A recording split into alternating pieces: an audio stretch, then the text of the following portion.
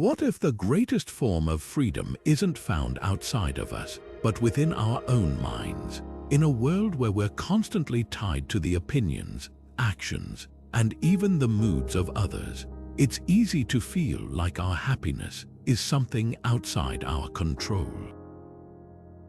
Relationships, work dynamics, and social pressures all have this way of pulling at our emotions, leaving us stuck in cycles of frustration or longing.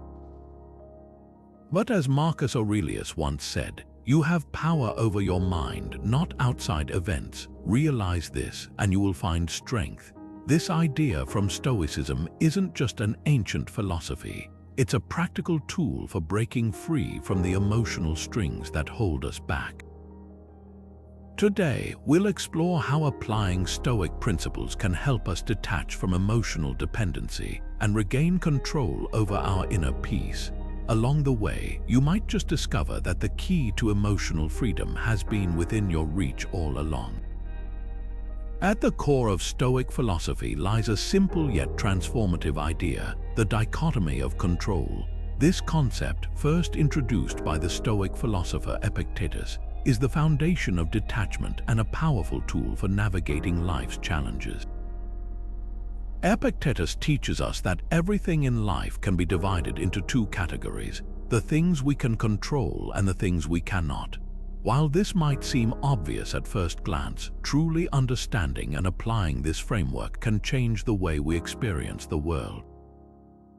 Let's begin with what is within our control. According to Epictetus, our thoughts, attitudes, choices, and actions fall entirely within our power. These are the aspects of life where we hold complete authority, and importantly, they are all rooted in our mind. On the other hand, things outside our control include the opinions of others, external events, the actions of friends or family, and even the outcomes of our efforts. Essentially, anything external to our own will belongs in this category. When we fail to make this distinction, we often attach our emotional well-being to things beyond our control. For instance, think about the last time you felt frustrated because someone didn't meet your expectations or anxious because a situation didn't go as planned. These emotional reactions stem from our attempt to control the uncontrollable. But when we shift our focus to the things we can control, such as how we respond to challenges or the meaning we assign to events, we free ourselves from unnecessary emotional turmoil. Imagine you're stuck in traffic on your way to an important meeting. You can't control the traffic itself, that's an external factor. What you can control, however, is how you choose to respond to the situation. You might spend the drive fuming, honking your horn, and building up stress, or you could take a breath, accept the reality of the delay, and use the time to listen to a podcast or reflect on how to make the most of the meeting once you arrive. The event doesn't change, but your reaction to it does, dramatically altering your emotional state. This is the power of the dichotomy of control. But how does this idea help us detach from emotional dependency? Emotional dependency often arises when we place our happiness or sense of self-worth in the hands of others, whether it's a partner, a peer, or even societal validation. For example, if we tie our sense of fulfillment to someone's approval, we're effectively handing over control of our emotions to something external. Epictetus would remind us that opinions and actions of others are completely beyond our control. By recognizing this and focusing instead on our own responses, our integrity, effort, and attitude, we reclaim that emotional power. To practice detachment, start by pausing whenever you feel overwhelmed or entangled in a situation. Ask yourself, is this something I can control? If the answer is no, remind yourself that worrying or stressing over it won't change the outcome. Then, shift your energy to what is within your power, whether that's adjusting your mindset, re-evaluating your goals, or simply choosing to let go. This isn't about being indifferent or uncaring. Detachment doesn't mean shutting ourselves off from life or relationships. Instead, it's about engaging fully without clinging to outcomes we cannot dictate. It's the freedom to love, work, and pursue goals without letting external factors rob us of our inner peace. By embracing the dichotomy of control, we don't just protect ourselves from unnecessary stress, we cultivate a grounded sense of resilience. Life may throw chaos our way, but we remain steady, knowing that no matter what happens, the way we think and act is always up to us, and that's where true freedom lies. It's incredible to realize just how much power our perception holds over our emotional experiences. The Stoics believed that it's not the events themselves that disturb us, but rather how we interpret those events. Seneca, one of the great Stoic philosophers, emphasized this truth in his teachings, often reminding us that our emotions are not dictated by what happens to us, but by the meaning we assign to those happenings. This idea is a cornerstone of Stoic detachment because if we can change how we perceive a situation, we can change how it affects us emotionally. Let's break this down with an example. Imagine you've been working tirelessly toward a promotion at work, but when the decision is made, the role goes to someone else. Naturally, your first reaction might be disappointment, frustration, or even self-doubt. Thoughts like, "I wasn't good enough," or "I wasted all that effort for nothing," might flood your mind. These interpretations of the situation are what create the emotional weight, not the event itself. Now, let's apply Seneca's wisdom and look at how reframing this scenario can shift that emotional experience. Instead of viewing the missed promotion as a failure, what if you saw it as an opportunity to grow? You might remind yourself that the effort you put in wasn't wasted because it improved your skills and prepared you for future opportunities. Or perhaps you could view it as a chance to reassess what you really want in your career. Is it possible that this wasn't the right path for you in the first place? By altering your perception of the event, you transform a moment of disappointment into one of reflection and possibility. Seneca famously said, "A man is as wretched as he has convinced himself he is." This statement highlights just how deeply our perceptions shape our experiences. When we label something as a disaster or a personal failure, we trap ourselves in the emotional response that follows. But when we step back and view the situation through a different lens, we can often find lessons, opportunities, and even gratitude hidden within what initially felt like a setback. This doesn't mean denying or ignoring reality. Stoicism isn't about pretending everything is perfect or refusing to feel negative emotions. Instead, it's about recognizing that we have a choice in how we interpret and react to life's challenges. Perception acts like a filter. It either distorts events into something heavier and more painful than they are, or it clarifies them, helping us see things as they truly are, or perhaps even better than they first appeared. Another powerful way to shift perception is to consider the bigger picture. When faced with a setback or disappointment, ask yourself, will this matter in a week? A month, a year? Most of the time, the answer is no. Many of the things we stress over today will fade into insignificance over time. By reminding ourselves of this, we can ease the immediate emotional burden and approach the situation with a calmer, more rational mindset. Perspective also allows us to uncover hidden positives in seemingly negative situations. Returning to the missed promotion example, maybe losing out on that role protects you from something you're not even aware of, like added stress or a poor work-life balance that might have come with the position. Seneca often wrote about the unpredictable nature of life, stressing that what we originally perceive as misfortune may, in time, reveal itself as a blessing. The key takeaway is this: when you feel overwhelmed by emotion, pause and ask yourself, what story am I telling myself about this situation? Is there another way to look at it? Can you reframe it in a way that serves you rather than harms you? This simple shift in perception can take what once felt like an emotional weight dragging you down and turn it into an opportunity for growth, wisdom, or even peace. By practicing the art of perception, you begin to see that the external world doesn't dictate your emotional state, you do. Learning to reframe events not only helps you detach from unnecessary suffering, but also empowers you to approach life with resilience and clarity. After all, it's not life's events that define us, but the meaning we choose to give them. Have you ever noticed how much of your happiness depends on what others think of you? Whether it's a compliment at work, a like on social media, or reassurance from a loved one, we often seek approval from the outside world to feel good about ourselves. This is emotional dependency in action, tying our sense of worth and peace to something as unpredictable and fleeting as another person's opinion. Marcus Aurelius, a Roman emperor and renowned Stoic philosopher, warned us about this when he said, "It never ceases to amaze me. We all love ourselves more than other people, but care more about their opinions than our own." Think about that for a moment. How often do we prioritize external validation over our own inner compass?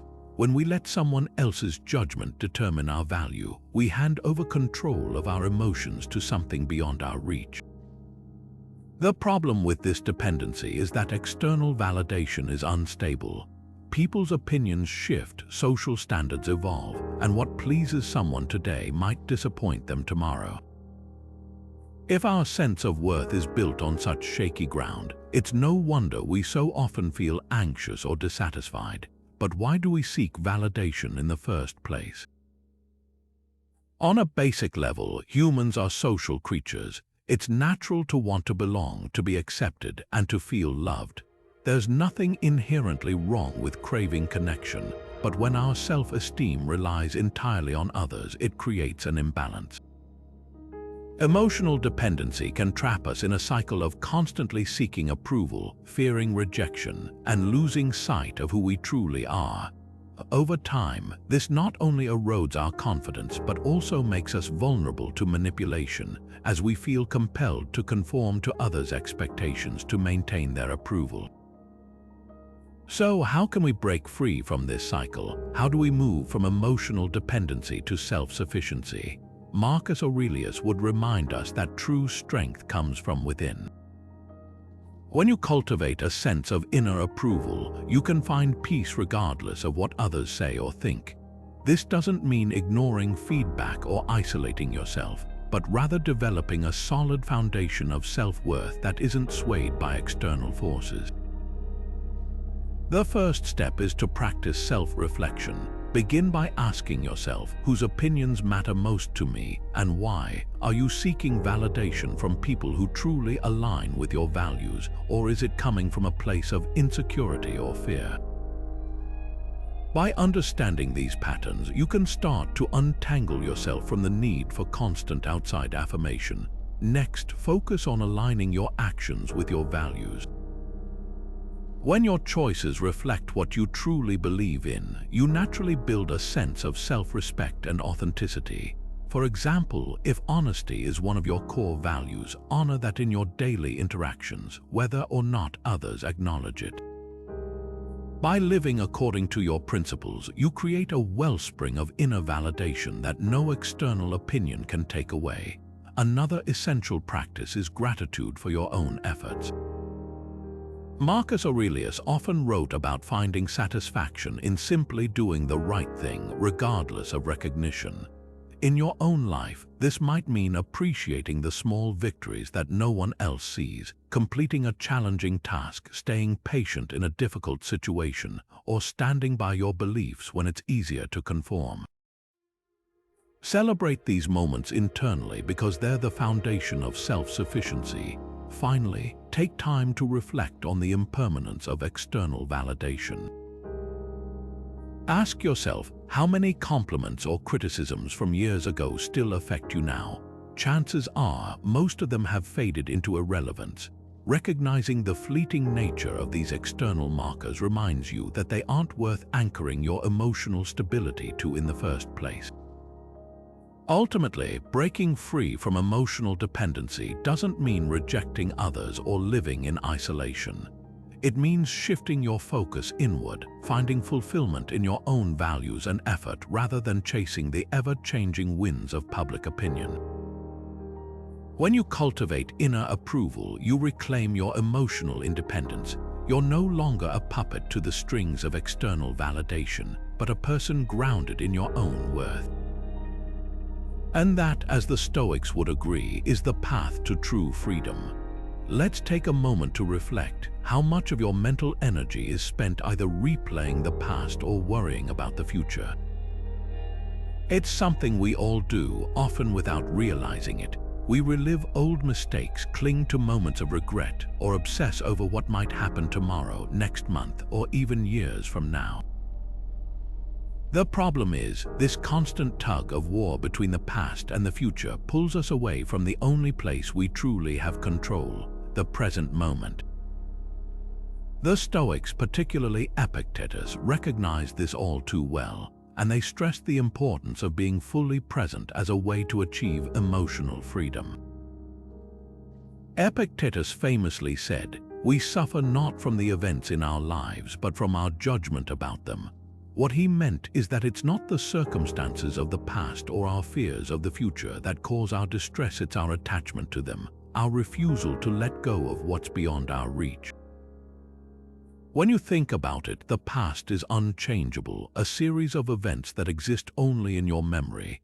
The future, on the other hand, is entirely uncertain. Worrying about it doesn't give you power over it. It only drains you of the energy you could use right now. By focusing on the present moment, you not only detach from the weight of past regrets, but also free yourself from the anxiety of things that haven't even happened yet. Emotional dependency often thrives on these time distortions. We ruminate over past relationships, wondering what we could have done differently, or we build our hopes and fears around a future that's completely out of our control. But when we bring our attention back to the present, we anchor ourselves in reality, free from the illusion of control over what's already gone or what's yet to come. Let's look at this in practice with a simple, everyday example. Imagine you had an argument with a close friend last week. You've spent every day since replaying the conversation in your mind, analyzing every word you said, every tone you used, wondering if you were too harsh or if they'll ever forgive you. This preoccupation with the past doesn't resolve the situation. It only keeps you stuck in a cycle of regret. Or perhaps you've been consumed by thoughts of whether your friend will be distant the next time you meet, creating anxiety over all the potential what-ifs. Now contrast that with the perspective of present-mindedness. Instead of dwelling on what's already happened or catastrophizing about the future, you focus on what you can do right now. Maybe you send them a message to apologize or clarify your feelings. Or perhaps you choose to give both of you space, trusting that time and open communication will naturally resolve things. Either way, by grounding yourself in the present, you regain clarity and take meaningful action, while letting go of the emotional dependency tied to what's outside your control. The Stoics had practical advice for cultivating present-mindedness, and one of the simplest ways is to start with mindfulness in your daily life. Epictetus often encouraged his followers to pay attention to their immediate actions and choices. For instance, the next time you're eating a meal, focus on the taste, the texture, the act of eating itself, rather than letting your thoughts wander to yesterday's meeting or tomorrow's deadlines. When you're walking, notice the rhythm of your steps, the way the air feels on your skin, or the sounds of your surroundings. These small acts of presence train your mind to stay in the now, where your power lies. Another helpful practice is journaling. At the end of the day, take a moment to write down what went well and what you can improve upon, but leave it at that. Instead of spiraling into regret or self-criticism, treat it as a way to reflect and move forward.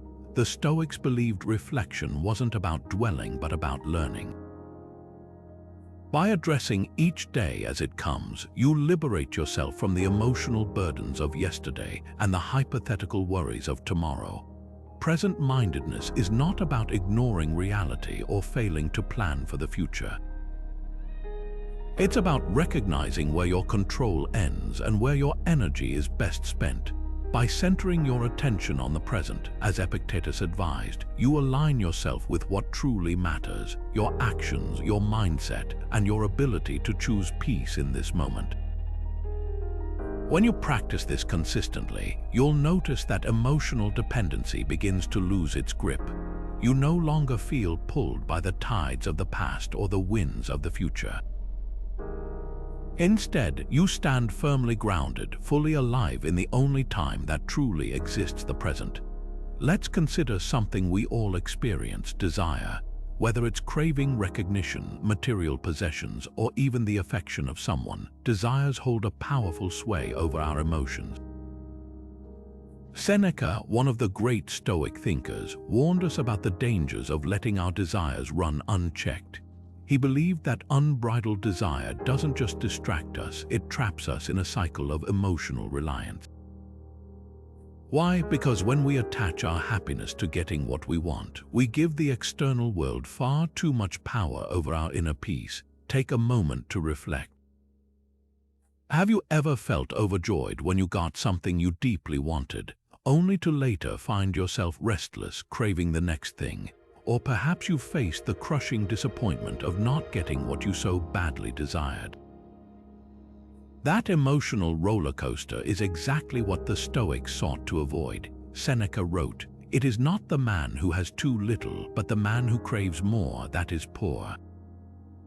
His words remind us that when our desires are constant and unrestrained, we live in a state of perpetual dissatisfaction, always needing more to feel fulfilled. Unchecked desires create a form of emotional dependency because they place our contentment outside of ourselves. If our happiness depends on achieving a promotion, buying the latest gadget, or earning someone's love and approval, then what happens when those things don't come to fruition? Worse still, what happens when they do and the satisfaction fades, leaving us chasing the next goalpost? This kind of attachment keeps us on edge, never fully at peace. The Stoic solution to this isn't to suppress desire entirely, but to discipline it. By tempering our desires, we regain control over them rather than letting them control us. So, how do we go about this? The Stoics offered several practical exercises to help us manage our wants and reduce emotional reliance. One key practice is to distinguish between what is necessary and what is merely preferred. For example, food and shelter are necessary. Luxury items, compliments, or status symbols are preferences. When you make this distinction, you start to see that many of the things you desire are not essential for your well-being. You may want them, but you don't need them. This subtle shift in mindset reduces their grip on you. The next time you catch yourself yearning for something, pause and ask, is this truly necessary or is it a preference?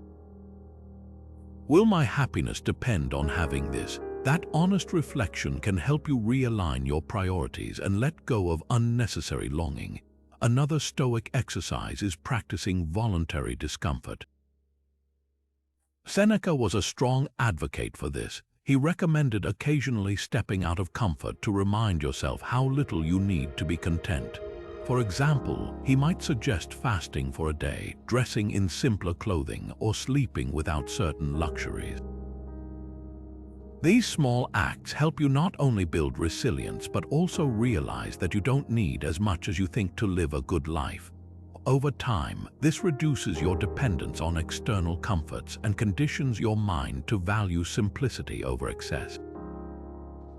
Gratitude is another powerful tool for managing desire. Instead of focusing on what you lack, shift your attention to what you already have. Each day, take a moment to reflect on the things you're grateful for: your health, your relationships, or even just the opportunity to wake up and start fresh. Seneca reminds us, he is happiest who desires the least, for he will never lack. Gratitude naturally tempers the urge to seek more by helping you appreciate the abundance already around you. Finally, visualize worst-case scenarios. This may sound counterintuitive, but it's a classic Stoic exercise known as premeditatio malorum or the premeditation of evils. Let's say you have a strong desire for career success. Ask yourself, what's the worst that could happen if this doesn't work out? When you confront your fears and accept the possibility of not achieving your desire, you weaken its emotional pull. You realize that even if the worst were to happen, you would still be okay, and that knowledge is liberating. The discipline of desire doesn't mean giving up ambition or suppressing what brings joy. Instead, it's about taking control of your wants so they don't control you. When you temper your desires, you free yourself from the chains of emotional reliance, allowing your inner peace to flourish independently of the external world. Seneca didn't see this as deprivation but as empowerment, because true contentment comes not from having everything, but from wanting less. Let's take a moment to consider one of life's universal truths: impermanence. Nothing stays the same forever. Relationships evolve, possessions wear out, successes fade, and even life itself is fleeting. While this may seem like a gloomy realization at first, the Stoics saw it as one of the most liberating truths we can embrace.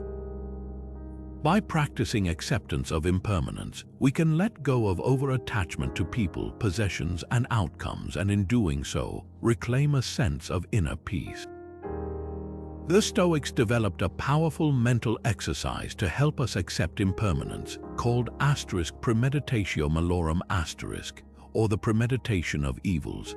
At its core, this practice involves deliberately imagining potential hardships and losses in advance, not to dwell on them or invite negativity into our lives, but to prepare our minds for reality. By confronting the possibility of difficult outcomes, we learn to appreciate the present moment and reduce the fear of losing what we cherish. It's not about pessimism, it's about building emotional resilience. For example, imagine yourself reflecting on a treasured relationship, a close friend, a partner, or even a family member. Instead of taking their presence for granted, the Stoics would encourage you to pause and consider that at some point this relationship may change. Perhaps distance will grow between you, or perhaps life's natural course will physically separate you. At first, this thought might feel uncomfortable, but this discomfort serves an important purpose. By acknowledging the reality that nothing lasts forever, you can begin to detach from overdependence on that relationship for your sense of happiness. Instead, you learn to cherish it deeply while it exists, appreciating it as a gift rather than clinging to it as a necessity. The Stoic philosopher Epictetus captured this wisdom when he advised, "When you kiss your child, say to yourself, 'I'm kissing a mortal.'" At first glance, this might sound painfully harsh, but the sentiment goes much deeper. Epictetus isn't encouraging us to suppress love or joy, quite the opposite. He's reminding us to embrace the present moment with the full awareness that it is fleeting.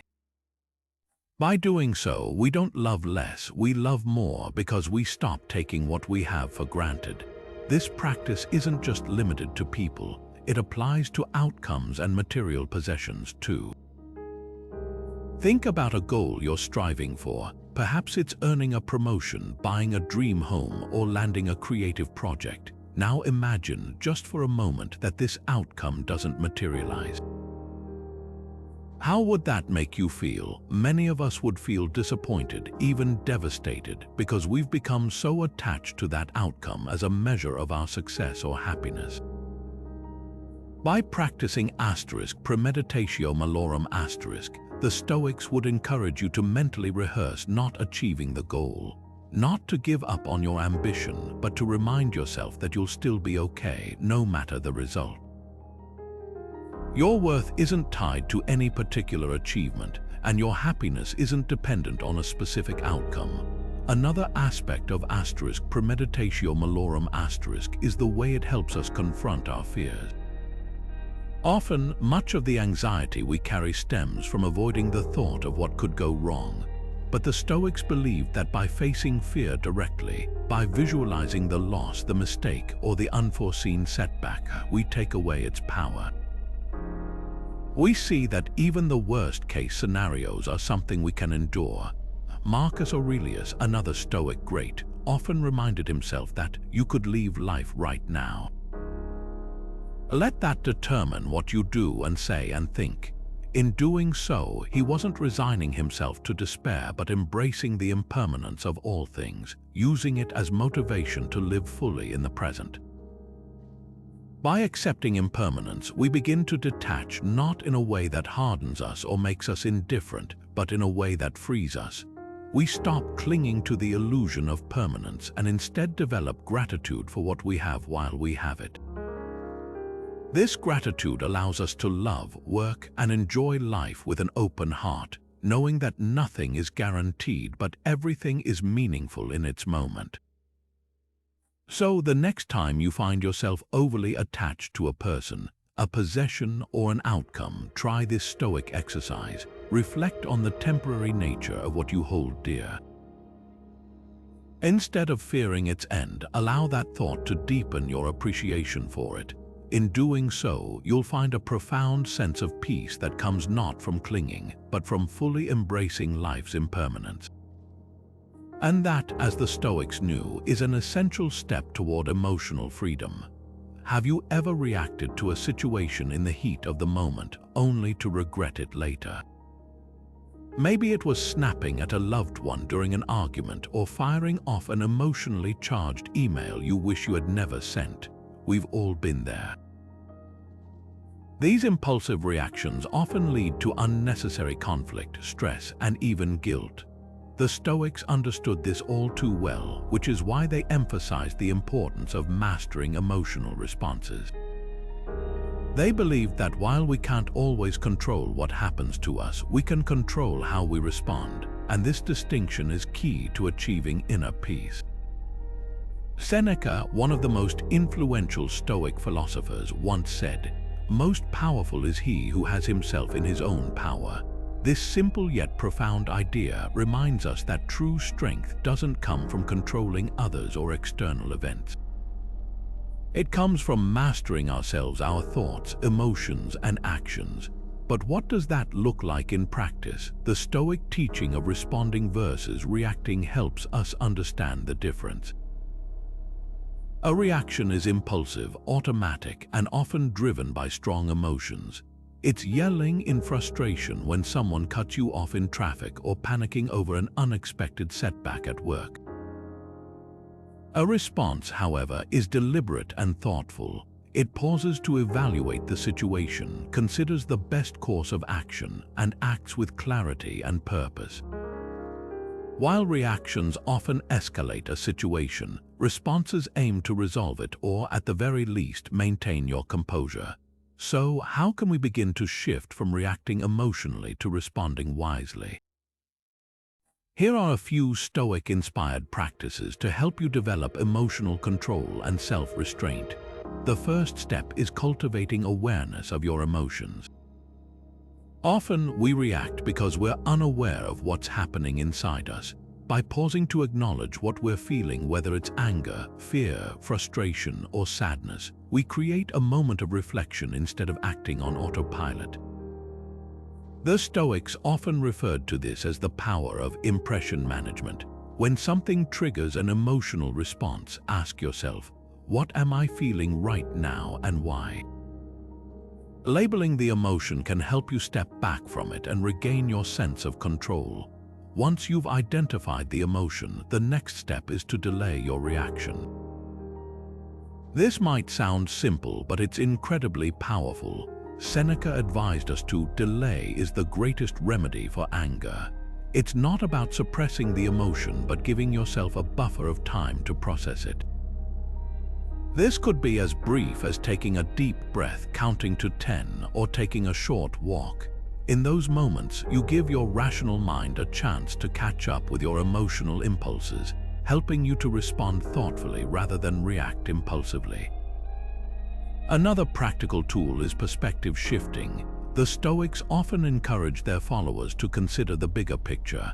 Ask yourself, will this matter in a day, a week, or even a year? Often, the things that provoke immediate emotional reactions lose their significance when viewed through a wider lens.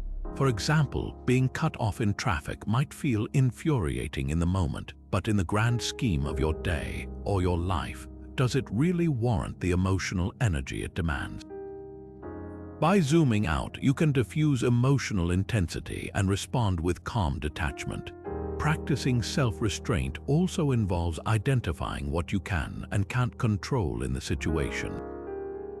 Returning to the Stoic principle of the dichotomy of control, remind yourself that you can't change other people's actions or external circumstances, but you can choose how to interpret and respond to them. Instead of letting someone else's bad behavior dictate your mood, focus on preserving your own peace of mind. You might think of this as a form of emotional boundary setting. Their actions are their own. They don't have to dictate your internal state. Lastly, reflection is key to mastering emotional responses. At the end of each day, take a few moments to review how you handled emotionally charged situations. Did you react impulsively, or were you able to respond thoughtfully, celebrate small wins, and learn from the moments where you fell short? This practice, inspired by Marcus Aurelius's nightly reflections, helps you track your progress and refine your emotional discipline over time. Mastering emotional responses isn't something that happens overnight. It's a skill that requires practice, patience, and self-compassion. But with these Stoic techniques in mind, awareness, delay, perspective shifting, focusing on what you can control, and self-reflection, you can start to turn emotional reactions into thoughtful, measured responses. And as Seneca would remind us, there is immense power in having yourself in your own control. Not only does it bring you greater peace, but it also empowers you to navigate life's challenges with clarity and confidence. Adversity is an inescapable part of life. Challenges, setbacks, and hardships will cross our paths, and often our first instinct is to avoid them, to wish them away, or to feel defeated by their weight. But the Stoics teach us that these moments are not roadblocks, they are opportunities. Adversity, when faced head-on, is the forge in which our resilience is built. Marcus Aurelius, one of the most prominent Stoic philosophers, offered an empowering perspective on this. He said, "The impediment to action advances action. What stands in the way becomes the way." In other words, the very obstacles we resist can become the tools through which we grow stronger, wiser, and more detached from the things that can destabilize us. To understand how resilience is built through adversity, look no further than the life of Marcus Aurelius himself. As Emperor of Rome, he faced not only the immense pressures of ruling a vast empire, but also relentless personal challenges. During his reign, Marcus dealt with near-constant wars on the empire's borders, the betrayal of trusted allies, and a devastating plague that took countless lives, including those of people close to him. Yet, despite these hardships, or perhaps because of them, he emerged as one of history's most admired leaders and thinkers. What set Marcus apart was his ability to meet these adversities with the mindset of a Stoic. Instead of being consumed by fear, anger, or despair, he used these difficulties as a chance to practice detachment and grow his inner strength. For example, when plague and war ravaged the empire, he reminded himself of the Stoic principle that while he could not control the spread of disease or the actions of enemies, he could control his response. Through his private journal, which eventually became *Meditations*, Marcus emphasized the importance of accepting the cards life deals while focusing on virtue, reason, and action within his sphere of influence. Even as everything around him seemed to crumble, Marcus demonstrated resilience by approaching each challenge as an opportunity to practice fortitude and clarity. What can we learn from this? First, adversity reveals our strength. Much like a muscle that grows through resistance, our ability to detach from emotional dependency and maintain our composure strengthens when we're tested by life's difficulties. Think of a personal challenge you faced, whether it was a failed relationship, a career setback, or a health scare. Initially, it may have felt overwhelming, but as time passed, you likely found ways to adapt, to push forward, and to carry on. In hindsight, these moments often teach us more about our capabilities than smooth, easy times ever could. Second, adversity teaches us to detach from expectations and outcomes. Marcus Aurelius's life was filled with moments that didn't go according to plan, yet he continuously showed up and acted with integrity. When we expect life to unfold smoothly, we set ourselves up for disappointment. However, when we detach from the need for things to always go our way, we become flexible, adaptable, and ready to face whatever comes. To apply this concept in your own life, start by reframing your relationship with challenges. Instead of viewing them as something to avoid, try to see them as opportunities to practice resilience and self-mastery. For instance, the next time you encounter a difficult situation, a stressful work assignment, a conflict with a friend, or an unexpected setback, pause and remind yourself that this is your moment to grow. Reflect on Marcus Aurelius's wisdom. The obstacle isn't in your way, it is the way. Ask yourself, what can I learn from this? How can I use this to cultivate patience, adaptability, or courage? Another practical Stoic exercise is to reflect daily on the hardships you faced and how you responded to them. Did you remain composed? Did you take action where you could? Did you let go of what was outside your control? By doing this, you become more aware of your progress and train yourself to approach future challenges with even greater resilience. Ultimately, it's through adversity that we develop the true art of detachment. When we face hardships directly, we learn to let go of fear, entitlement, and the illusion of control. We grow stronger not in spite of our challenges but because of them.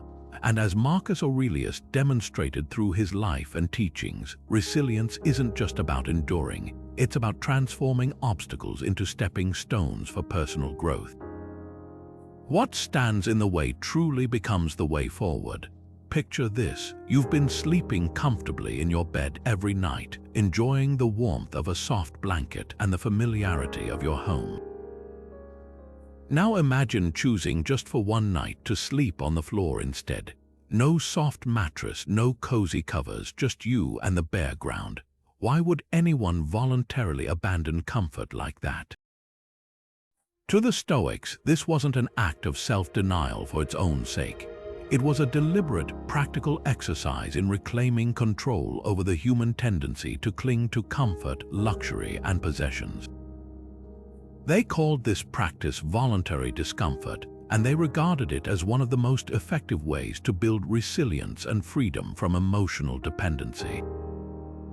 Voluntary discomfort involves intentionally exposing yourself to temporary hardships, not because you have to, but because you choose to. The idea isn't to punish yourself or live in deprivation. It's about reminding yourself that your happiness and well-being don't depend on external comforts. By practicing discomfort, you prove to yourself that you can endure more than you think, and that you are not defined by the luxuries or conveniences you enjoy. The Stoic philosopher Seneca often wrote about this exercise. He recommended that we periodically practice poverty by living for a time as though we lack the comforts we're used to.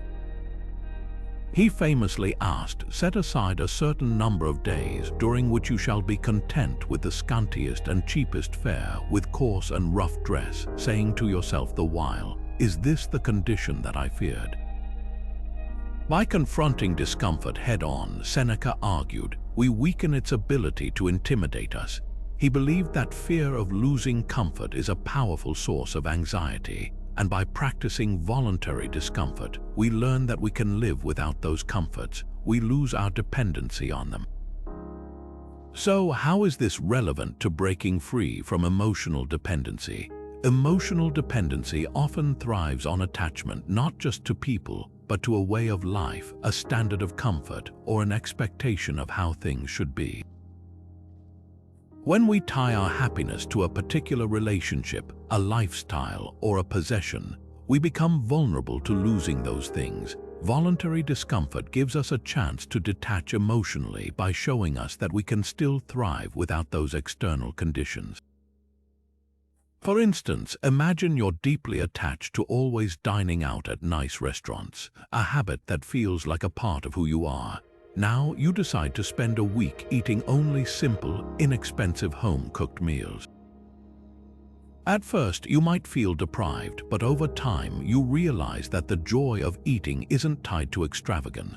It's tied to nourishment and the act of sitting down to enjoy food, no matter how simple it is. You've now loosened the emotional grip that luxury held over you. Or let's say you're accustomed to the comfort of always having your phone or social media to pass the time. A voluntary practice might involve leaving your phone at home for the day or dedicating a weekend to disconnect entirely.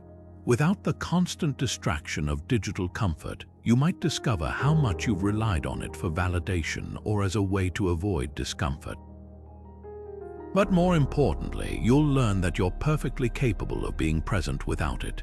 The beauty of voluntary discomfort is that it's not about grand gestures, it's about small, intentional practices that gently challenge your attachments. Skip your morning coffee one day, take a cold shower instead of a warm one, sleep in simpler conditions when you travel. These exercises not only help you appreciate what you have, but they also remind you that you don't need those comforts to feel whole. Over time, these practices build confidence because they teach your mind and body that you can endure, adapt, and thrive even in adversity. By practicing voluntary discomfort, you gain a deeper sense of independence, not just from physical luxuries, but from the emotional hold they may have over you. You strengthen your ability to face life with flexibility, knowing that your happiness doesn't hinge on things remaining the way they are. As Seneca reminds us, you will thereafter be less afraid to lose what you have acquired because you have learned that you can live without it. And in that realization lies true emotional freedom. Let's take a moment to consider how much of our emotional energy is tied up in the opinions of others. How often do we feel elated when we're praised, yet crushed when we're criticized? It's a natural human tendency, but the Stoics saw this attachment to external validation as one of the key obstacles to inner peace. Epictetus put it bluntly when he said, "If you wish to improve, be content to be thought foolish and stupid." This quote may sound harsh at first, but its deeper meaning is profound. If your goal is to grow, you must free yourself from the need for constant approval and the fear of disapproval. The Stoic principle of neutrality toward praise and criticism teaches us that neither should define our worth or control our emotions. Why? Because both are external judgments entirely outside of our control. People's opinions of us are influenced by their own biases, experiences, and values. They might praise us one day and criticize us the next, often for reasons that have little to do with who we really are. If we depend on praise to feel good about ourselves, or if we crumble in the face of criticism, we've handed over the keys to our emotional stability to forces we can't predict or control. But how do we actually apply this principle in everyday life? Let's start with praise. Imagine you've worked hard on a project and your efforts are met with glowing compliments from your colleagues and managers. Naturally, you feel a surge of pride and validation. While it's okay to acknowledge and appreciate positive feedback, the Stoics would caution against tying your self-worth to it. Why? Because if you let praise lift you too high, you make yourself vulnerable to the opposite criticism pulling you down. Instead, use the Stoic mindset to stay grounded. Remind yourself that while the praise is nice, it doesn't change the intrinsic value of your effort. You've worked hard, done your best, and remained true to your principles. and those things hold value regardless of whether anyone recognizes them. The praise is simply a fleeting external acknowledgement, not the foundation of your self-esteem. Now let's consider criticism. Imagine presenting that same project, only this time your work is met with some harsh feedback. Perhaps someone questions your approach or points out flaws. In this moment, it's easy to feel defensive or hurt, but the Stoics would encourage you to pause and reflect. First, ask yourself, is the criticism valid? If so, see it as a learning opportunity rather than an attack. The criticism, though uncomfortable, can help you grow if you're willing to receive it with humility and an open mind. If the criticism is unfair or unfounded, however, the Stoics would remind you that it says more about the critic than it does about you. Epictetus would tell us not to internalize unhelpful opinions or let them disturb our inner peace because they are, ultimately, beyond our control. To strengthen your neutrality toward praise and criticism, consider practicing what the Stoics call role-playing. Visualize yourself receiving both excessive praise and harsh judgment.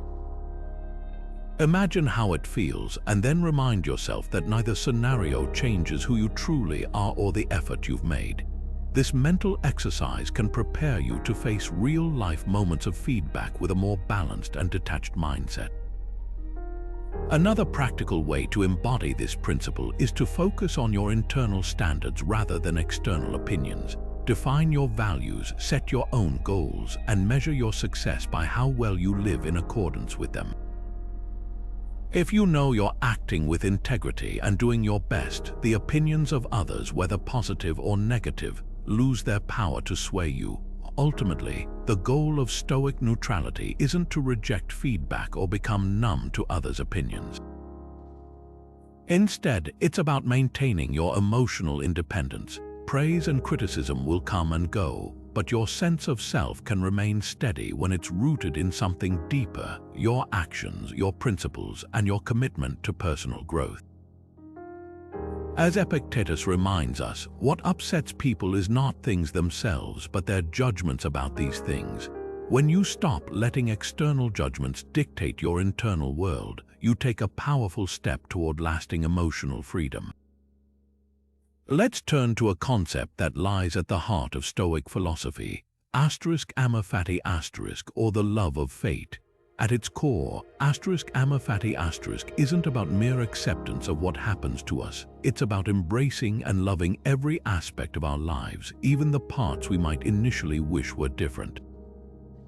It's easy to see how this principle can help us detach from the emotional turbulence of resentment or dependence on outcomes.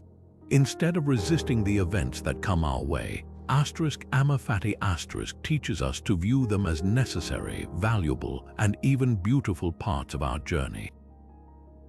Marcus Aurelius, the Roman emperor and Stoic philosopher, captured the essence of Amor Fati in his legendary work Meditations. He wrote, "A blazing fire makes flame and brightness out of everything that is thrown into it." This metaphor reminds us that, like a fire that consumes and transforms whatever it touches, be it dry wood, wet branches, or even debris, we have the capacity to take everything life gives us and turn it into fuel for growth and meaning. Amor Fati is about seeing every experience, whether pleasant or painful, as something that contributes to the larger picture of our lives. But how can we practice Amor Fati in a practical sense?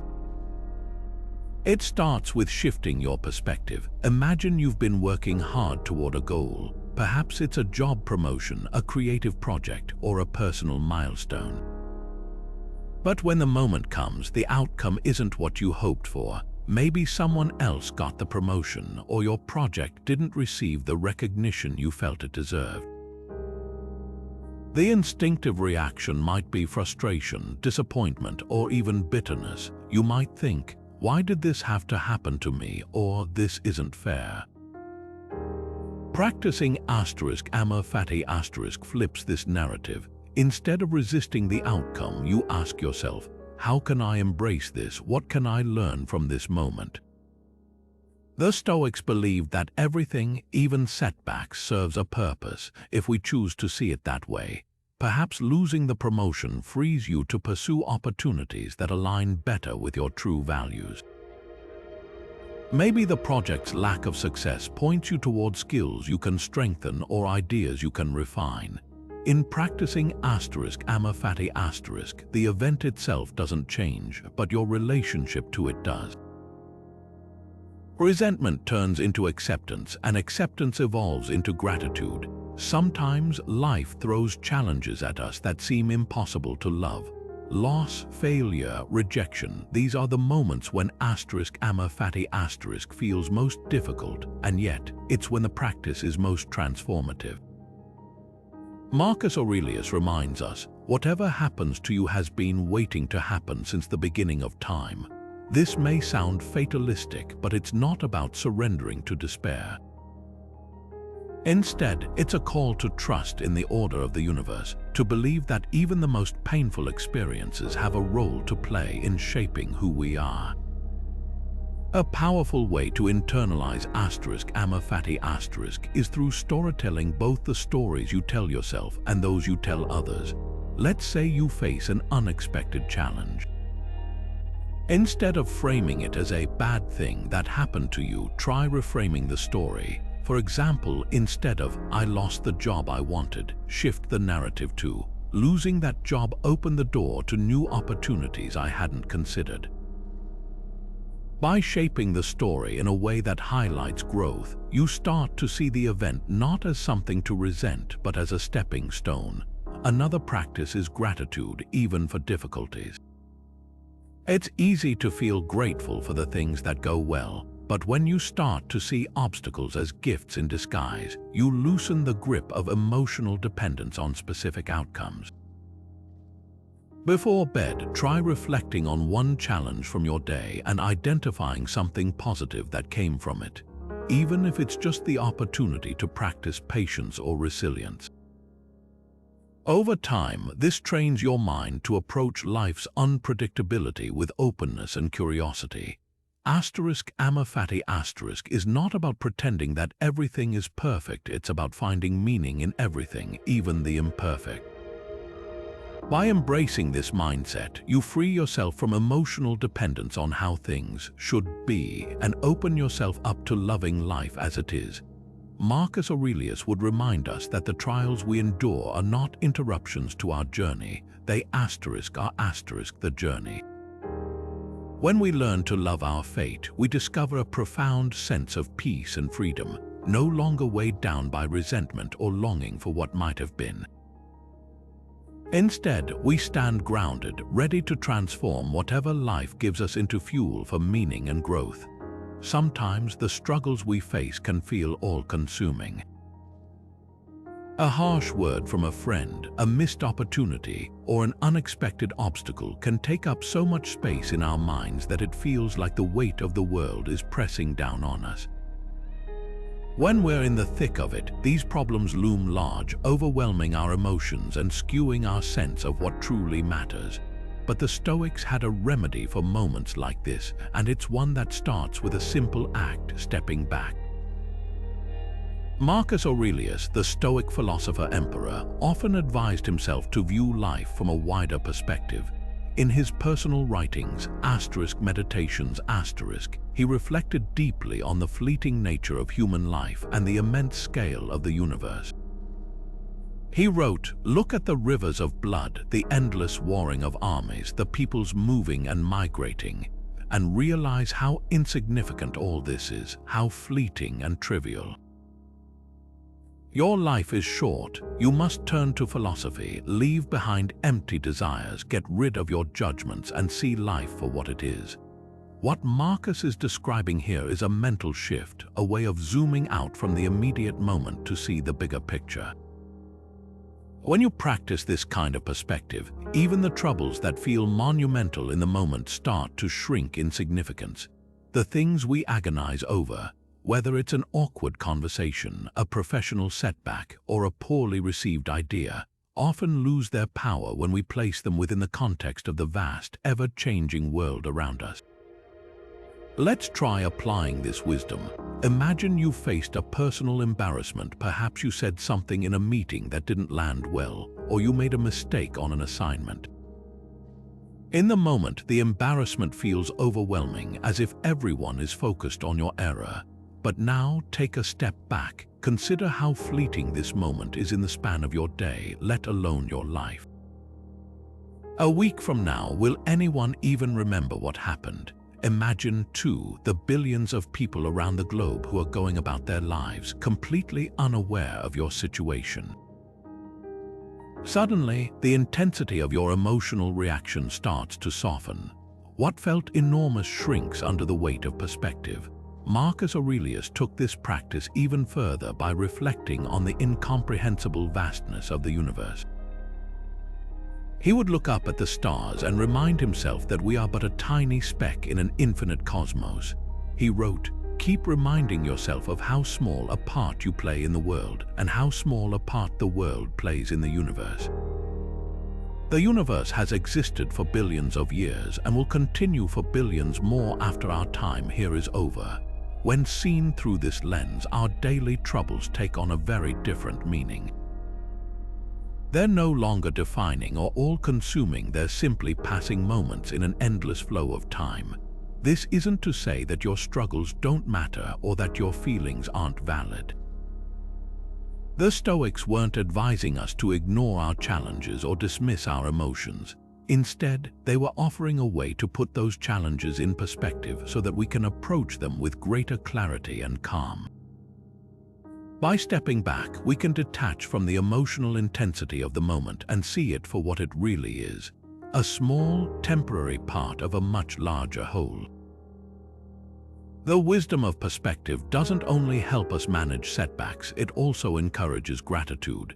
When you zoom out and think about the odds of your very existence, how infinitesimally small they are, it becomes easier to appreciate the gift of this life, imperfections and all. The frustrations and worries that once seemed so important start to feel lighter, as you realize just how extraordinary it is to even be here, experiencing this brief moment in the universe's grand timeline. So, the next time you find yourself caught up in the heat of a problem or overwhelmed by an emotion, pause. Imagine yourself stepping back from the scene of your life, zooming out little by little. Place the moment within the context of your entire life, then within the history of the world, and finally within the vastness of the cosmos. In doing so, you'll find that what once felt insurmountable now feels manageable. And in that space of clarity, you can let go of the emotional grip and move forward with wisdom, courage, and peace. This is the power of perspective, and it's one of the simplest yet most profound tools the Stoics offer us for practicing detachment. Let's turn to one of the most powerful tools the Stoics gifted us, rationality. At the heart of Stoic philosophy is the belief that reason is what separates us from the chaos of emotional reactivity. While emotions are natural and inevitable, the Stoics teach us that we don't have to be ruled by them. Instead, we can use the power of rational thinking to understand, manage, and even transform our emotional responses. By doing so, we weaken emotional dependency and reclaim control over our inner world. The Stoics viewed emotions not as uncontrollable forces, but as responses based on how we perceive and judge the world around us. Marcus Aurelius, the Roman emperor and Stoic philosopher, famously wrote, "If you are distressed by anything external, the pain is not due to the thing itself but to your estimate of it, and this you have the power to revoke at any moment." What this means is that emotions don't arise from events themselves but from how we interpret those events. And because our interpretations are within our control, we can choose to examine and adjust them through reason. This is where rationality becomes such a transformative skill. When we feel overwhelmed by emotion, whether it's anger, jealousy, sadness, or fear, our initial interpretation of a situation is often reactive and distorted. Rationality invites us to pause, step back, and engage in objective reflection. By questioning our assumptions and challenging our emotional impulses with logic, we create distance between ourselves and the emotion, allowing us to respond with clarity instead of being swept away. Let's explore this through a relatable example, a heated argument with a close friend. Imagine your friend says something hurtful and you find yourself immediately consumed by anger. Your emotional mind might jump to conclusions like, "They don't care about me," or "I'm always being disrespected." These thoughts fuel your anger, making it harder to communicate effectively and escalating the conflict. Now take a Stoic approach and bring rationality into the mix. Instead of letting the initial surge of emotion dictate your actions, pause and ask yourself, what exactly did they say? Are they really trying to hurt me, or could this just be a misunderstanding? How might their mood, stress, or circumstances be influencing their behavior right now? By challenging your assumptions and considering alternative explanations, you may realize that their words weren't meant to be malicious at all. Perhaps they're dealing with their own frustrations, or perhaps you misinterpreted their tone. This doesn't mean you excuse harmful behavior, but it does allow you to replace emotional impulsivity with thoughtful action. Through this process, logic helps you shift from being reactive to being reflective. Instead of lashing out or withdrawing, you can now respond calmly, addressing the issue with curiosity rather than defensiveness. For instance, you might say, "I felt hurt by that comment. Can you help me understand what you meant?" This kind of response not only diffuses tension, but also strengthens the relationship by inviting honest dialogue rather than creating more distance. The beauty of rationality is that it works in every area of life. Whether you're navigating work frustrations, personal setbacks, or relational conflicts, reason gives you a pathway out of emotional dependency. You stop handing over your emotional state to external events or other people's actions, and instead anchor yourself in thoughtful reflection. Rationality also has a ripple effect. When you consistently practice it, you train your mind to see situations more clearly and objectively over time. You begin to notice patterns in your emotional triggers, understand your own biases, and cultivate a deeper sense of self-awareness. Over time, this weakens not only emotional dependency, but also the pull of fleeting reactions, allowing you to live with greater composure and inner strength. The Stoics weren't advocating for suppressing emotions, they were teaching us how to understand them. They believed reason wasn't there to reject emotion but to guide and refine it. Logic acts as a steady compass, keeping us grounded while allowing us to act with intention. So, the next time emotions arise and threaten to take control, remember to pause. Lean on reason to analyze the situation, question your assumptions, and choose your response carefully. By doing this, you'll discover the incredible freedom that comes from being in charge of your own mind. As the Stoics remind us, rationality is the key to breaking free from the emotional chains that hold us back. Let's take a closer look at the nature of relationships through the Stoic lens, a perspective that can feel both liberating and challenging at the same time. Relationships, whether with a partner, a friend, or even family, are some of the most meaningful parts of life. Yet, they are also where emotions can run wild, leading to dependency, disappointment, and even anguish when things don't go as we hoped. The Stoics recognized both the beauty and the complexity of human connections. They believed that while relationships enrich our lives, they should never compromise our self-control or inner peace. Epictetus, one of the most prominent Stoic philosophers, offered a striking piece of advice on relationships. What harm is there while you are kissing your child to say softly, "Tomorrow you will die"? So too, when giving a wife or child a farewell, to say with your whole heart, "If it should so be, you are nothing to me."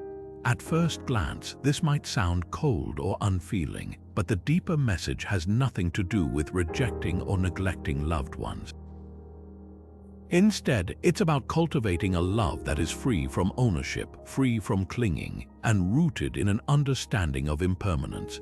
The Stoics weren't against love, they were against attachment that binds our happiness to the actions, presence, or permanence of others.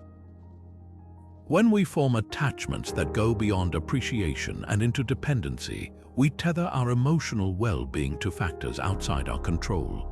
We start believing, I can only be happy if this person stays in my life, or I can't feel whole unless they love me a certain way. This isn't love, it's a form of emotional reliance that leaves us vulnerable.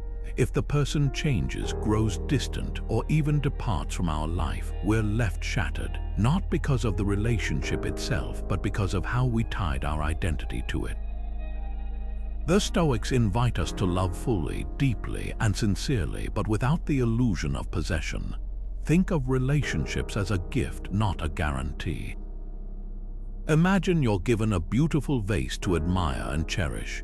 You can appreciate its artistry, handle it with care, and find joy in its presence. But you also know it doesn't belong to you forever. It's fragile and could shatter, or someone might take it away.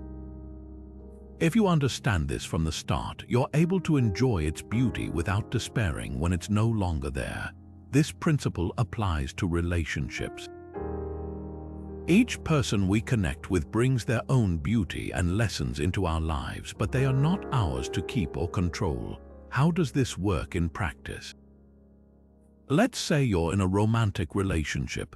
Instead of clinging to the idea that your partner must always act a certain way to make you happy, try shifting your focus. Embrace the time and moments you do share as something precious but temporary, not something that defines your worth or dictates your emotional state. By doing this, you free yourself and your partner from unrealistic expectations. You create space for love to flourish naturally without the weight of dependency or fear of loss. This doesn't mean withdrawing from relationships or caring less. The Stoics didn't advocate for emotional detachment that shuts you off from others. Instead, they championed a form of love grounded in self-awareness and balance. When you love without ownership, you can celebrate the connection without the constant anxiety of losing it. If a relationship changes or even ends, it will still hurt, of course, we're human, but it won't destroy you because your sense of self remains whole and intact. Epictetus reminds us that relationships are partnerships, not possessions. By keeping this perspective in mind, we can learn to approach the people in our lives with a healthier, freer form of love. A love that isn't about clinging, controlling, or fearing, but about appreciating, respecting, and letting go when necessary. And in that kind of love, there is strength, stability, and profound peace. Let's now explore a cornerstone of Stoic philosophy, self-sufficiency. At first glance, the idea of self-sufficiency might sound isolating or even selfish. But in the Stoic sense, it's not about cutting yourself off from others or living in solitude. Instead, it's about developing inner resources, virtue, wisdom, and self-awareness that anchor you so your peace doesn't depend on external circumstances or the actions of others. This kind of self-sufficiency isn't loneliness, it's freedom, and it's one of the most empowering ways to overcome emotional dependency. Seneca, one of the great Stoic thinkers, offered profound guidance on this topic. He believed that true fulfillment doesn't come from wealth, status, or even relationships, but from finding everything you need within yourself. In one of his letters, he wrote, "The greatest blessings of mankind are within us and within our reach. A wise man is content with his lot, whatever it may be, without wishing for what he has not." This quote perfectly captures the essence of self-sufficiency. It's about cultivating an inner world so rich, so grounded, that no external loss or upheaval can truly destabilize you. So, how do we build this sense of fulfillment within ourselves? The Stoics teach us that the foundation lies in virtue. Virtue, in the Stoic sense, is living in alignment with qualities like courage, justice, temperance, and wisdom. These are traits that no one can take away from you. While your possessions, relationships, and status may come and go, your virtue remains entirely within your control. By focusing on who you are rather than what you have, you create a sense of inner wealth that external circumstances can't diminish. Imagine this: you're in a situation where you lose something you deeply value, perhaps a job, a relationship, or even public recognition. Naturally, the initial reaction might be pain or disappointment, but if your sense of worth is rooted in your inner qualities, the loss doesn't destroy you. You might think, I still have my integrity, I still have my ability to think, learn, and adapt, I still have the courage to keep going. This mindset transforms what could have been an emotionally devastating experience into an opportunity to rely on your inner strength. Another key aspect of self-sufficiency is wisdom, the ability to see clearly and make thoughtful decisions based on reason, not impulse or emotional reactivity. When you cultivate wisdom, you become less dependent on others for answers or guidance because you learn to trust your own judgment. You develop the clarity to navigate life's challenges with resilience, and you strengthen your ability to find peace even in discomfort or uncertainty. Consider Seneca's advice on simplicity and reframing what we think we need to be happy. He often wrote about the dangers of craving too much from the world, whether it's material goods, admiration, or even constant companionship. In one of his letters, he suggested practicing voluntary simplicity as a way to prove to ourselves that we don't need as much as we think we do. Set aside a certain number of days, he wrote, during which you shall be content with the scantiest and cheapest fare, saying to yourself the while, is this the condition that I feared? This exercise builds self-sufficiency by showing us that happiness doesn't come from external luxuries, it comes from mastering our desires and appreciating what we already have. At its core, self-sufficiency isn't about rejecting relationships, material comforts, or ambition. The Stoics weren't advocating for a life of isolation or deprivation. Instead, they remind us that these external things are bonuses, not necessities. When you cultivate inner resources like virtue and wisdom, you can engage with the world more fully, because your peace isn't reliant on its constant approval or predictability. You can love others deeply without being consumed by the fear of losing them. You can strive for success without letting failure define you. This kind of strength is the ultimate form of emotional independence. So how can you bring this into your daily life? Start small. Reflect on what truly matters to you and how well your actions align with those values. Seek wisdom not only from philosophy but from your own experiences, learning from both successes and setbacks. And take moments to remind yourself that your worth doesn't come from outside validation, it's already within you. By cultivating self-sufficiency, as Seneca advised, you'll discover a deeper, unshakable sense of fulfillment that no external force can ever take away. Let's talk about something that's often difficult to face but is essential to emotional freedom: loss. Whether it's the loss of a loved one, a job, a relationship, or even a long-held dream, it's no secret that loss can be one of the most painful parts of life. And yet, the Stoics believed there was a way not only to cope with loss but to reframe it in a way that builds resilience, detachment, and even gratitude. At the heart of this practice is a remarkable technique known as negative visualization. Negative visualization, or premeditatio malorum as the Stoics called it, involves deliberately imagining the loss of the things, people, or situations you hold dear. While this might sound grim at first, its purpose isn't to dwell on worst-case scenarios or invite negativity into your life. Instead, it's a way to train your mind to appreciate what you have in the present while preparing yourself emotionally should those things ever be taken away. Negative visualization shifts your perspective from one of constant craving or fear to one of gratitude and acceptance. Here's how it works. Take a moment to think about something or someone you may be deeply attached to. A relationship, your health, a prized possession, or even your daily routines. Now imagine, just for a moment, what life would be like without it. What if that relationship ended? What if you lost that object tomorrow? What if your routines or circumstances suddenly changed? By visualizing these losses, not in a catastrophic way but in a calm and reflective manner, you remind yourself of the impermanence of all things. Rather than instilling fear, this practice helps you recognize the fragile, fleeting nature of what brings you joy. And with that recognition comes a newfound appreciation for what you have right now. Marcus Aurelius, who spent much of his life grappling with the uncertainty of war, the deaths of loved ones, and the pressures of ruling an empire, often reflected on impermanence in his writings. He urged himself again and again to remember that nothing in life is permanent, not achievements, not possessions, not even life itself. In Meditations, he wrote, "When you arise in the morning, think of what a privilege it is to be alive, to think, to enjoy, to love." For Marcus, the practice of recognizing impermanence didn't lead to despair, it led to gratitude.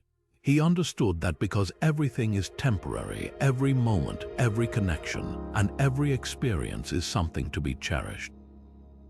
Let's consider a practical example of how negative visualization can transform your mindset. Imagine you're holding a cherished possession, like a favorite watch or piece of jewelry, something that carries sentimental value. Instead of taking its presence for granted, pause and reflect. What if this were lost or broken tomorrow? This simple thought sharpens your appreciation for it and softens your attachment to it. The watch no longer becomes something you need to stay happy, but something you're fortunate to have while it lasts. The same exercise applies to relationships, which are often where emotional dependency is strongest. Think of a close friend, a partner, or even a family member. Now imagine that for some unexpected reason, you're no longer able to spend time with them. Perhaps they move away or life circumstances change the dynamic of your relationship. Doing this isn't an act of morbid fear, it's a practice of cherishing the connection while you have it. The next time you see that person, you'll likely find yourself more present, grateful for their company, and less focused on small, unimportant frustrations that might arise.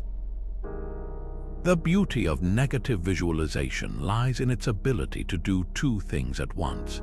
It softens the blow of inevitable loss while helping you fully embrace the present. When that loss eventually comes, and it will, because all of life is impermanent, you'll find that the emotional weight is lessened. You won't feel robbed or shocked as if something you were entitled to was stolen from you. Instead, you'll be able to reflect with gratitude, knowing that you appreciated what you had while you had it. By practicing negative visualization, you don't become detached from life in a cold or indifferent way. Quite the opposite, you become more engaged, more attuned to the fleeting beauty of each moment and connection. Marcus Aurelius reminds us to live as if each moment could be our last, not to scare us, but to bring us closer to the profound joy of being alive. This practice isn't about fearing loss, it's about preparing for it, and in doing so, living more fully, more gratefully, and more freely. Let's talk about a fear many of us carry, often silently, the fear of abandonment. It's the worry that someone we care about deeply might leave, whether it's a partner, a close friend, or even family. The thought of losing a bond we treasure can be paralyzing, leading us to cling tighter to those relationships, sometimes to the point of emotional dependency. But what if the key to overcoming this fear wasn't found in holding on, but in learning how to let go? The Stoics had a profoundly different approach to managing the fear of abandonment. One that doesn't deny the pain of loss, but instead teaches us how to face it with grace and strength. Epictetus, one of the most influential Stoic philosophers, gives us a powerful piece of advice for dealing with this fear. He said, Never say about anything, "I have lost it," but instead, "I have given it back." Has your child died? It has been given back. Has your wife died? She has been given back. Have you lost your estate? This too has been given back, but who has given it back? The one who gave it to you. Your duty is to make the best of it as long as it is yours and to take it without complaint when it is returned. At first glance, this may sound harsh, but let's unpack its deeper meaning. Epictetus isn't telling us to stop caring about our relationships or to suppress our emotions. He's guiding us to reframe how we view everything in our lives, including the people we hold dear. His teaching reminds us that nothing in life truly belongs to us, not our possessions, not our achievements, and certainly not the people we love. Instead, everything and everyone is entrusted to us temporarily. When we adopt this mindset, we stop clinging so desperately because we understand that losing something or someone doesn't mean it's been taken unfairly. It simply means it's been returned to the natural flow of life. Now, how can this help with the fear of abandonment? Let's consider the reasons behind this fear. At its core, the fear of losing someone is often tied to the belief that their presence defines our happiness or that without them, we won't be okay. But the Stoics challenge us to look inward. They remind us that our peace, our sense of worth, and our ability to live fully do not, and should not, depend on another person. This doesn't mean we stop valuing relationships. Instead, it means we stop depending on them to feel whole. Imagine a close relationship you treasure, perhaps a romantic partner or best friend. Now visualize what it would mean to lose that connection. The thought might feel overwhelming, even unbearable, but instead of running from that thought, the Stoic approach encourages us to face it. As Epictetus would suggest, remind yourself that this person's presence in your life is a gift, not something you are entitled to. Every conversation, every laugh, every moment shared is part of that gift. And while the idea of losing them may hurt, you've also been given something extraordinary: the time you've already shared together. By framing the relationship as something to be appreciated rather than possessed, you begin to lessen the grip of fear. This mindset doesn't diminish the value of relationships, it actually deepens it. When you love someone without clinging to them, your love becomes freer and more genuine. You're not acting out of fear of losing them, but out of a true appreciation for their presence. Fear creates control and tension. Detachment creates space for trust and respect. The Stoics often remind us that what comes to us in life is beyond our control, and so is what leaves, but what we can control is how we respond. Instead of trying to prevent someone from leaving or letting the fear of abandonment paralyze us, we can focus on being the best version of ourselves in the time we have with them. If someone chooses to stay, it's because they value who you are, not because you've tried to hold them there out of fear. And if they leave, you can let them go with grace, knowing that your own inner peace remains intact. It was never theirs to take. Overcoming the fear of abandonment doesn't mean we stop feeling loss or sadness. It's natural to grieve when relationships change or end, but the Stoic approach teaches us to move through that grief without letting it consume us. By embracing what comes and letting go of what goes, as Epictetus advised, we discover a love that is freer, a life that is lighter, and a heart that is stronger. We learn that our ability to thrive doesn't depend on who stays, it depends on us. One common misconception about detachment, especially in the Stoic sense, is that it means becoming cold, distant, or indifferent. People often worry that detachment requires shutting off their emotions or pulling away from relationships, as if caring deeply and practicing detachment are mutually exclusive.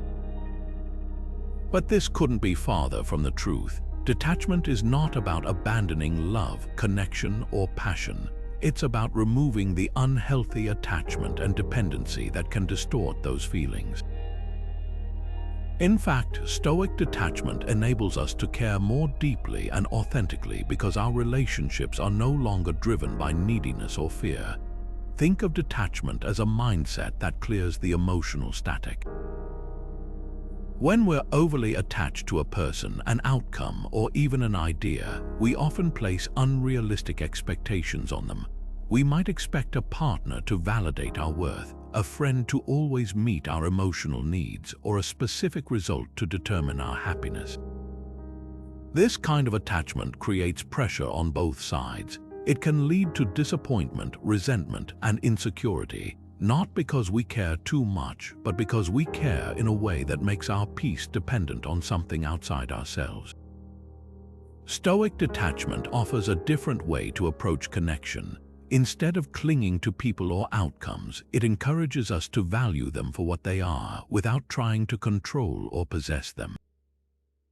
This isn't indifference, it's freedom. You're still deeply invested in your relationships, but that investment comes from a place of appreciation, not dependency. When you detach from the need to control how others act or how situations unfold, you allow love, friendship, and even work to flourish naturally without the weight of unrealistic demands. Let's break this down with an example. Imagine you're in a close friendship, and because you care about your friend so much, you find yourself constantly anxious about their approval. If they don't text back quickly, you worry they're upset. You feel compelled to always be agreeable or available for fear of straining the bond. Over time, this attachment creates a subtle but real imbalance where your peace of mind depends on their behavior. This isn't connection, it's emotional dependence dressed as care. Now, consider that same friendship through the lens of Stoic detachment. Instead of seeking reassurance, you remind yourself that your friend's responses, moods, or actions are beyond your control. What is within your control is how you show up in the friendship, how you express your care, how you support them, and how you maintain your integrity. You care deeply about your friend, but you don't hinge your happiness or self-worth on their every action.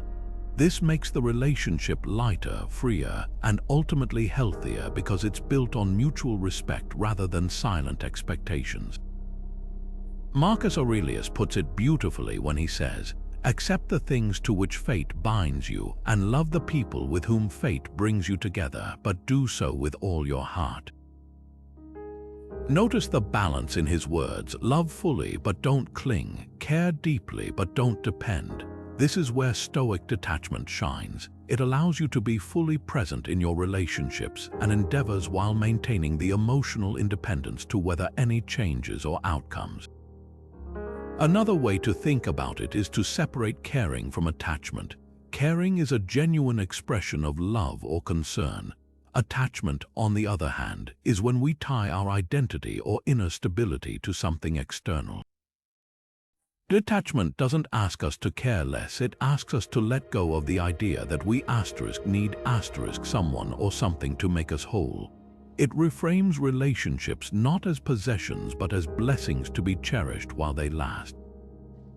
By practicing Stoic detachment, you're not shutting yourself off from life. You're opening yourself up to a fuller, more balanced experience of it. You can enjoy deep, meaningful connections without the undercurrent of fear or dependency. You can embrace life's highs and lows with greater equanimity, knowing that your sense of self remains intact.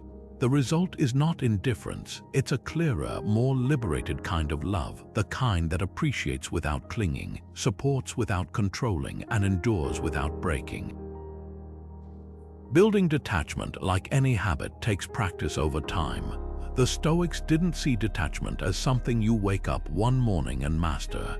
Instead, they believed it to be a skill you cultivate daily through small, intentional actions. To help you develop this mindset, let's explore some practical exercises inspired by Stoic philosophy. These are simple yet profound practices that, when done consistently, can help you build emotional resilience and a deeper sense of inner peace. First, let's talk about journaling, one of the most accessible tools for cultivating self-awareness and detachment. Marcus Aurelius himself engaged in this exercise, and his personal reflections became what we now know as meditations. The purpose of journaling isn't to record your day like a diary, it's to reflect on your thoughts, emotions, and choices. At the end of each day, take a few moments to review what happened. Ask yourself, what events triggered strong emotions? Did I act in line with my values? Were my responses driven by reason or impulse? By putting your thoughts on paper, you gain clarity on your patterns, which helps you step back from emotional reactivity and act more intentionally. Over time, this habit strengthens your ability to recognize and detach from unhelpful emotional dependencies. Another essential practice is meditating on mortality. This might sound morbid, but for the Stoics it was anything but. Reflecting on the impermanence of life helps us appreciate the present moment and loosen our grip on things we can't control. You can do this by setting aside a quiet moment each day to remind yourself that life is finite. Think of a loved one, for instance, and reflect not on the fear of losing them, but on the joy of having them in your life right now. Marcus Aurelius wrote, "You could leave life right now. Let that determine what you do and say and think." This exercise doesn't just make you more present, it teaches you to detach from the illusion of permanence and value today's connections, possessions, and experiences without clinging to them. Next, practice the dichotomy of control in your decision-making. Throughout your day, pause before reacting to situations and ask yourself, is this within my control or not? If it's outside your control, such as someone else's opinion or a delayed flight, let it go. Shift your energy toward what you can control, like your attitude, effort, and perspective. This simple mental habit, when practiced daily, reduces unnecessary stress and strengthens your ability to detach from external events. Try incorporating voluntary discomfort into your routine as well. This practice involves stepping outside your comfort zone intentionally, just as the Stoics often did. For example, you might skip a luxury you usually enjoy, like taking a cold shower instead of a hot one, or fasting for half a day. By doing this, you temporarily strip away comforts and prove to yourself that your happiness doesn't depend on them. Over time, this builds resilience and helps you detach from the idea that you need certain conditions to be okay. Finally, end each day with gratitude and reflection. As you wind down, think about 3 things you're grateful for that happened that day. They could be as simple as a kind word from a stranger, the opportunity to enjoy a meal, or the ability to face a challenge with patience. Gratitude shifts your attention away from what you lack and toward what you have, fostering contentment and reducing emotional reliance on external outcomes. Then, reflect on any moments of the day where you felt overly attached, whether to an idea, an expectation, or an outcome. Ask yourself how you might approach those moments differently tomorrow, using the Stoic principles you're practicing. These small, daily exercises may seem simple, but their impact is profound. Journaling helps you step back from your emotions and analyze them objectively. Meditating on mortality grounds you in the present and softens your attachment to the fleeting. The dichotomy of control keeps your focus on what truly matters. Voluntary discomfort builds resilience, and gratitude reinforces a mindset of abundance rather than lack. Together, these practices form a strong foundation for cultivating detachment and living with greater freedom and peace. The beauty of these exercises lies in their accessibility. You don't need hours of spare time, expensive resources, or drastic lifestyle changes. All you need is a few intentional moments each day to engage with these ideas and put them into practice.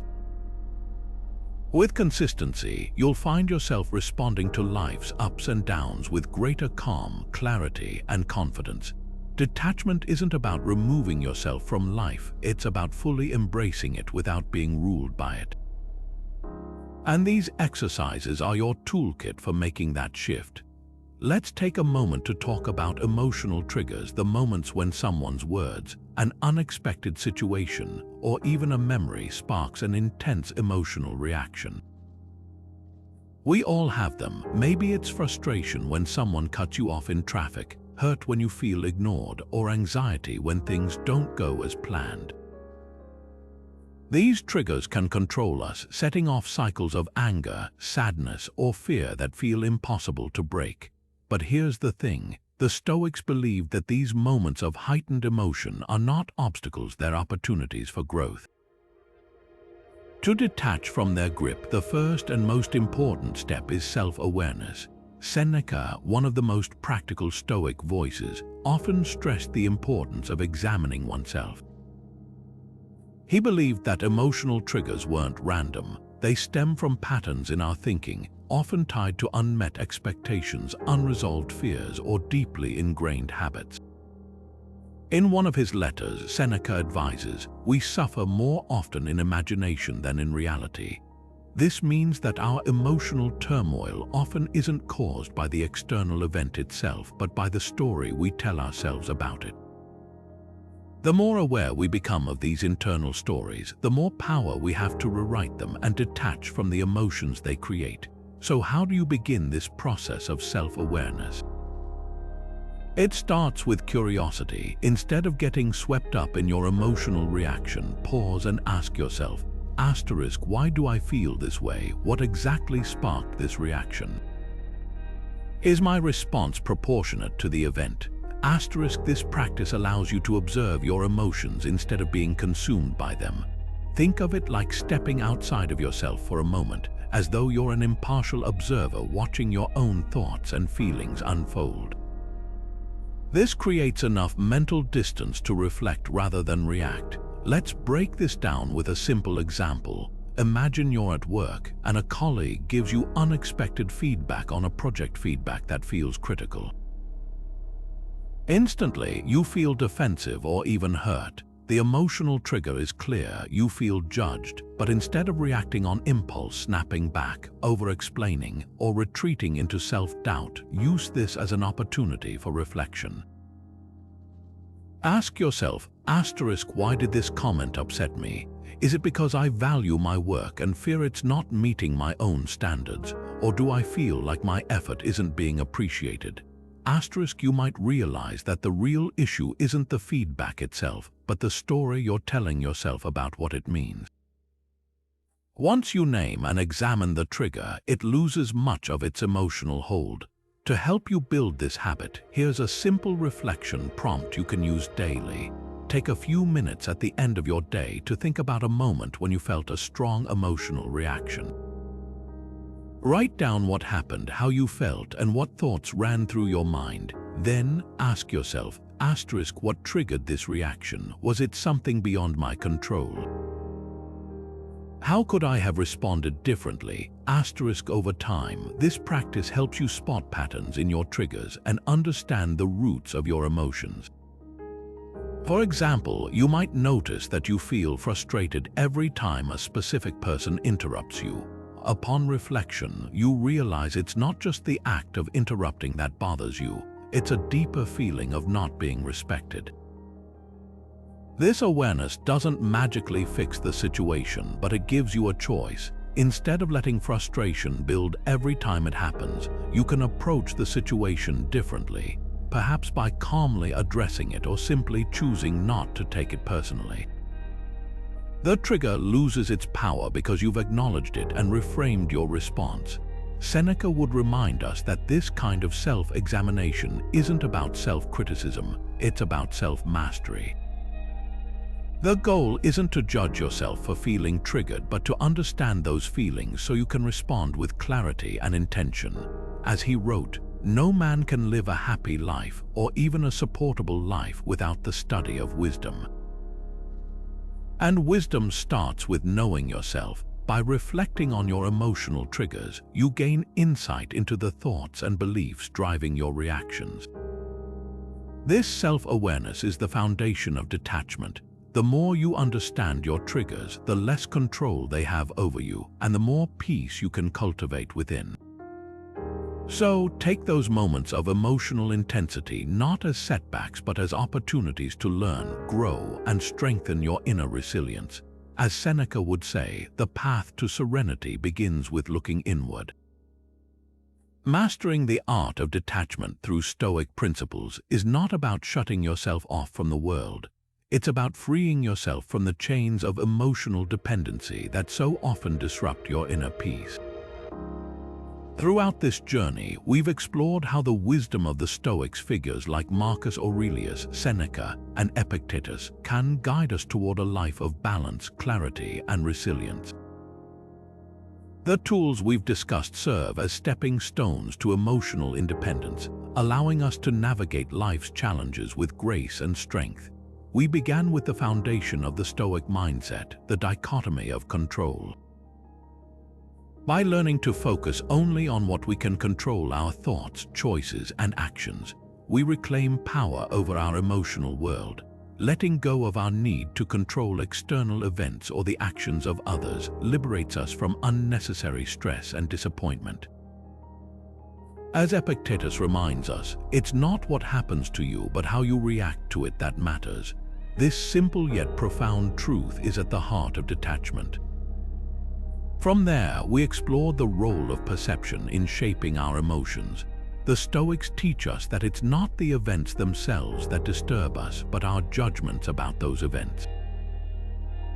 Through reframing and rationality, we can dismantle distorted narratives, turning obstacles into opportunities for growth. Marcus Aurelius encapsulated this beautifully when he said, "The impediment to action advances action. What stands in the way becomes the way." We also discussed the practice of voluntary discomfort, a tool that builds resilience and reminds us that we can live meaningful lives without clinging to external comforts. Whether it's skipping luxuries or facing small challenges intentionally, these exercises help weaken our attachment to material things and external validation, reinforcing that true contentment comes from within. Gratitude and presence were further highlights of our exploration. By cherishing what we have in the here and now, instead of worrying about the past or fearing the future, we anchor ourselves in what truly matters. Negative visualization or reflecting on the impermanence of the people and things we love deepens this gratitude. Instead of taking things for granted, we appreciate their value all the more. And finally, we delved into the importance of rationality and self-awareness, tools that help us manage emotional triggers and respond to life's challenges with intentionality. Emotional independence doesn't mean we stop caring. It means we care in a way that's free from clinging, control, or fear. Stoic detachment empowers us to engage with life and relationships in a healthier, freer, and more authentic way. As we conclude, remember that Stoic detachment isn't about avoiding emotions or living an indifferent life. It's about mastering your inner world so you can fully experience love, connection, and purpose without being at the mercy of external circumstances. It's about developing the resilience to weather life's storms with calm and the wisdom to let go of what you cannot control. Marcus Aurelius leaves us with this timeless wisdom. You have power over your mind, not outside events. Realize this and you will find strength. Take this message to heart. Reflect on how you can begin applying these practices today, whether it's pausing to reflect on what's within your control, reframing a challenging situation, or simply committing to gratitude for the present moment. True freedom doesn't come from changing the world around you. It comes from changing how you respond to it. By embracing Stoic principles, you can cultivate a life of emotional independence and lasting peace. So, how will you begin your own journey toward detachment and inner strength? Let us know in the comments below, and thank you for watching. Remember, the path to inner peace is always within your reach, one thoughtful choice